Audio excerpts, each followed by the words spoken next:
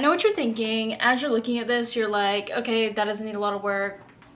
Yes, it does. When I look at it, I'm mad. So we're going to be resetting this bad boy up until I'm pleased with it. So here's the real problem. It's just not flowing the way that I want it to.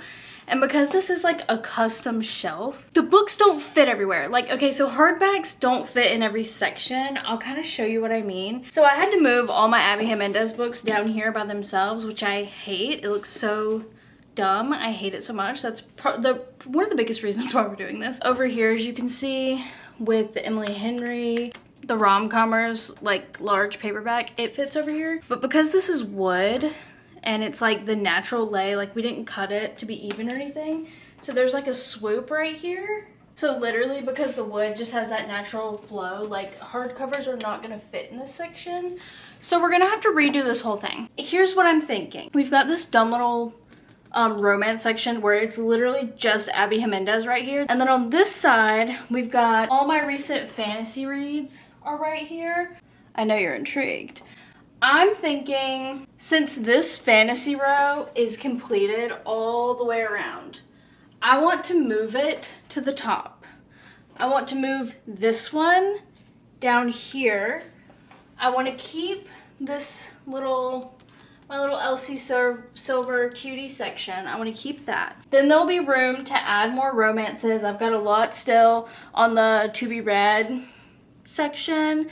So it's not like we don't have stuff to read. Then we're gonna shift all the to be read down here, out of frame. And I'm gonna have romance coming from this section, fantasy coming from this section, and we're just gonna slap them together. Actually, you know what? I'm dumb. I'm so dumb. Hold on, wait. Let's see if this fits. See, this is a process. That's why I didn't want to just do this, because I knew it was going to require a little bit of thinking cap.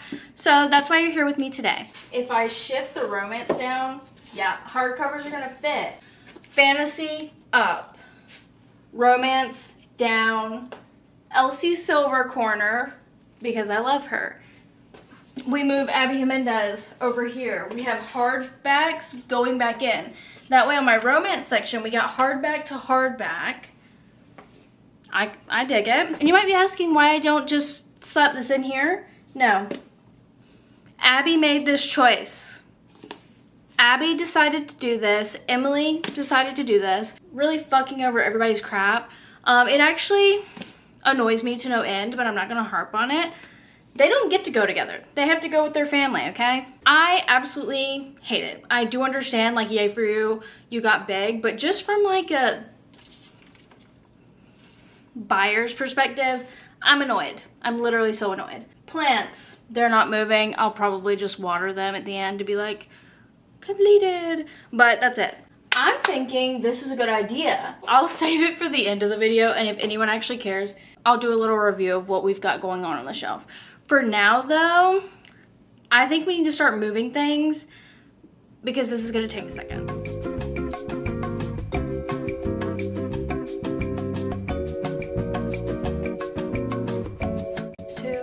These are all just stems put in here. This one has like 4 or 5 stems in it. It's not just like one plant that I bought. This one is, I'm pretty sure, but like it's little stems that we put in there. We're currently growing them in the kitchen as well. Anytime a leaf is looking a little snippable, we just put it in there and then it grows, and then we put it in a pot. Life hack.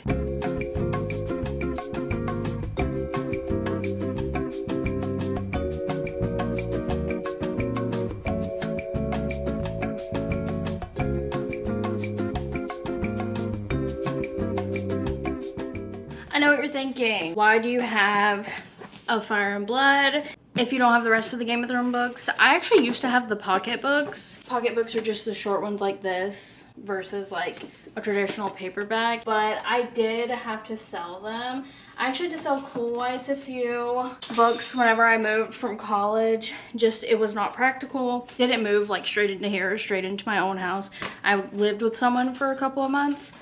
while moving, so some sacrifices had to be made. Really had to downsize. So I did get rid of the pocketbooks because I was like, eventually I'd rather just own like a regular size collection that would go with this book. So I was like, I'll just wait, and it's not finished. I was like, whenever it is finished, I'll just buy like a box set because I know that they're gonna be printing those like hotcakes. So that's literally what I plan to do with that. And then if you're also wondering, when you're looking at the ACOTAR series, I don't have Silver Flames. I didn't buy it like when it came out. I read it from Libby. I probably will eventually, just because I do want a complete collection, but I was just waiting for the next book to come out to actually pick it up because I didn't actually read these either. I read these, I borrowed some from a friend, and then I read the rest from like a public library. And then I loved the series so much, I wanted my own copy of the books. And if I ever do a reread, I want to have them. But whenever ACOTAR 6 comes out, I want to get a copy. I also have read Crescent City, but it was a part of the unfortunate downsize. I only had the first book whenever I moved. I don't think the second book had come out, actually.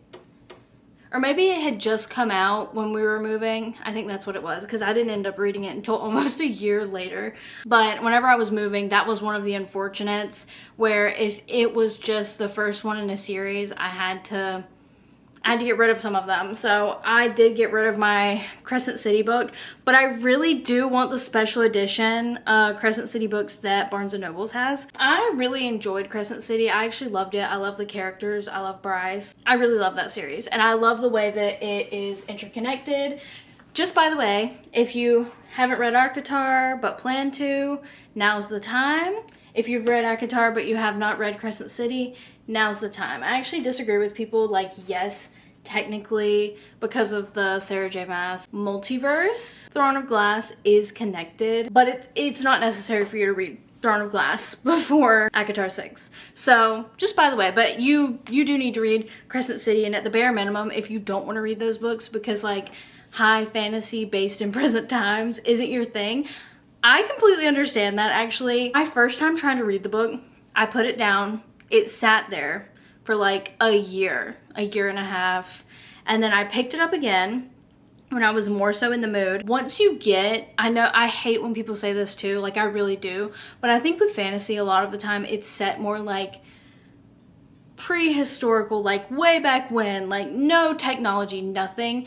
I had never read an urban fantasy, and so that was like a really big change up for me, and it was like, it was uncomfortable feeling, being like, oh, the fae, like, oh, the witches, and they're like, hey bestie, TTYL, see you tomorrow. Like they're texting and stuff, and I'm like, I was not very into it. But once I got past like the new set, it wasn't the story I had to like get invested in. It was the initial 10 chapter beginning where I'm like getting used to there being technology, getting used to there being like police, getting used to that. Like, I don't know. That was the hardest thing. It's literally a modern society. It's literally a modern day society. And that was very uncomfortable for me because usually you read fantasy for more of the escapism aspect. So that was really hard for me to get into. This is a big rant. This is a bookshelf video. No one asked for this. You're welcome anyway though. I'm literally sorry. I don't even know why I started yapping about that in the first place, but I'm gonna get back to shelving. I don't even remember how we got here. I'm gonna work on this. I'm gonna work on this. Stop distracting me.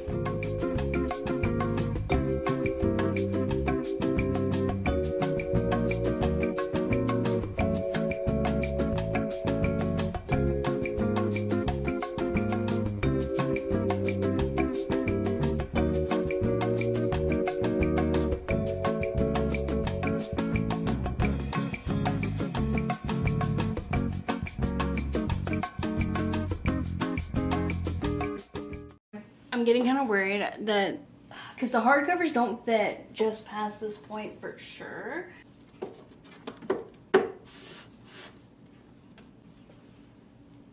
This is a really tall paperback compared to like a traditional one. This is a huge paperback. It is not gonna fit.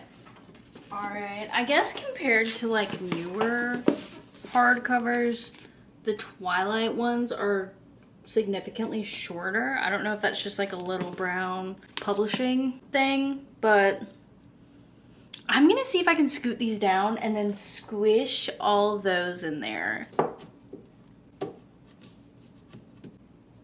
So it's gonna have to be paperbacks. It's gonna have to be a paperback section. I'm guessing what'll end up happening is I will read these. That'll scoot it over about this much, and then we'll have like this dead space. And then I guess I'll just eventually get like Crescent City and I'll display them and like shift things around. But for now, I'm just gonna have to have dead space because I don't have any more fantasy books to put there. Well, even the box set fits over here. So I guess that would have to go there as well. I don't like to reward myself with putting things how they would be and then having to take them out. That really makes me angry when I look at it. So I'm not gonna do that. We don't reward before we've done our due. We don't do that. We don't dilly-dally before, we dilly-dally after. No offense to people who do this, like I do get the point, but like I hate when there are books on the shelf that you haven't read because I feel like people genuinely forget. No, it does make me think that reading is more about the aesthetic because then you'll be watching people's videos and they're like, I haven't even read that. And I'm like, why is it up there? You're gonna forget about it.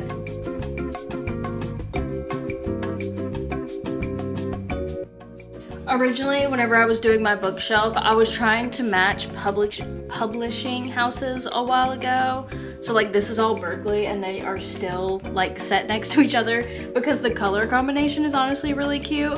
But a long time ago, I was trying to do publishing houses. It was not working in the long run, but I thought it was like cute and fun when I had less books.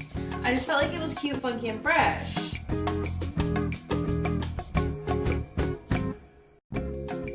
I literally hated this book, hated it, read it to filth, thought it was trash. The most beautiful artwork I've ever seen. Whoever drew this, created this, whatever, beautiful job, beautiful job.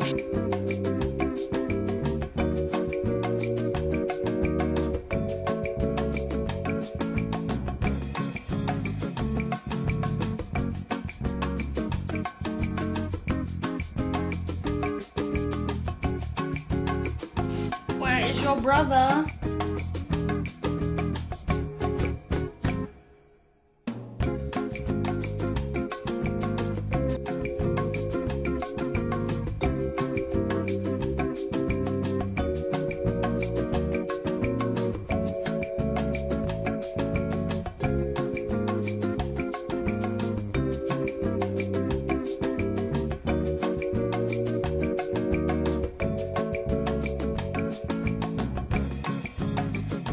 Getting a little crazy.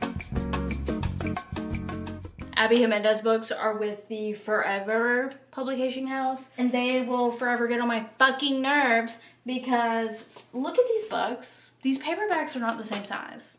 I can't even put them in their order because they're not the same fucking size.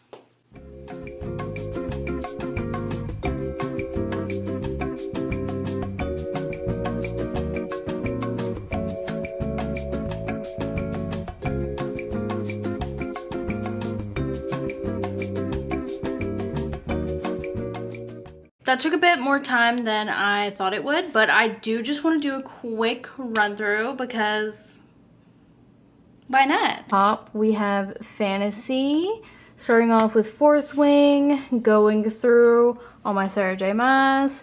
Then we start the Plated Prisoners series. We have my cutie little swan.